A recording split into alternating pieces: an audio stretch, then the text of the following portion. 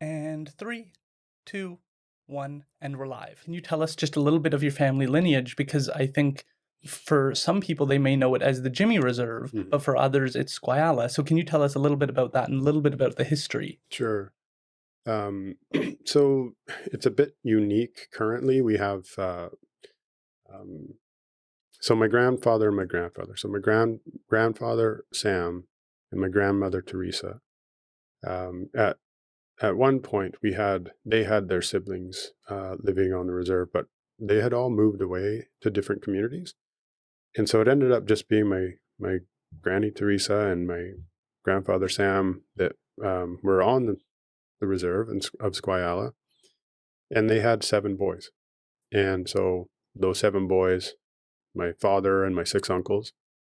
And if you look at Squiala, the Jimmie Reserve, as people used to call it growing up, every member in our community comes from those 7 boys. So it's a bit unique having 200, just over 200 members, and we're that closely linked to my father and my uncles that everybody comes from. So you have 7 major families in the community, and that's so when you're dealing in community issues, and maybe that's probably why people referred to it as the Jimmie Reserve, because it was the 7 Jimmie boys growing up and then all of their kids, right? So um, growing up, they were very active. My uncles and my dad, they were active in canoe pulling.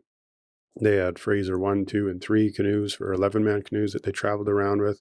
They were known for playing soccer as well. They played lacrosse. Fishing was always very big in our community. So, everybody's got their different locations and fishing spots from Yale down to Chilliwack. So I guess that's a little bit of the lineage in the community and how unique it is. My grandmother was a big driving force in our community as a chief for a number of years, and helped kind of steer and guide the community into. She was very active locally with municipality. She was a nurse. She had gone and contributed and worked trying to support local initiatives as well. So I find that maybe that's where I get a bit of that kind of drive for the relationship building piece. Yes, because that is a huge part. What was it like growing up on the reserve in comparison? Because I grew up off of reserve and I certainly recognized that going back onto reserve, I was treated differently Mm. because I wasn't from the community. They looked at my mom and I for some certain points as if we abandoned them. Mm-hmm. And that wasn't the case. We were part of the 60s scoop, so it wasn't my mom's choice to leave, but we have experienced those tensions. So what has it been like for you to kind of watch those relationships occur?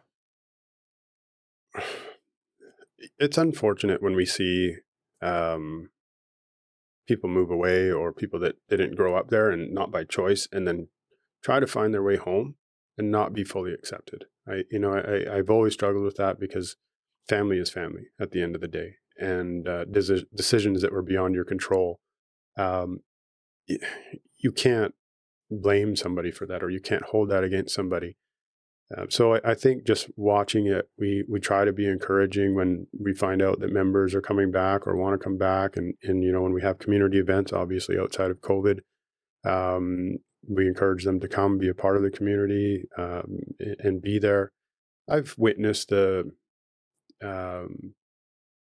it's almost like it's almost reverse racism in a way. We've been exposed and experienced racism growing up in different ways.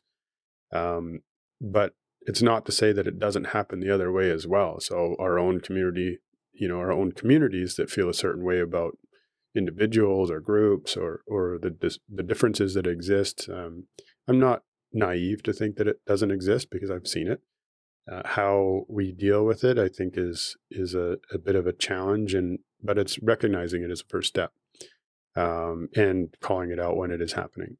And so I think just that. Um, the more work communities do together, I think the stronger they are, and the more accepting they are.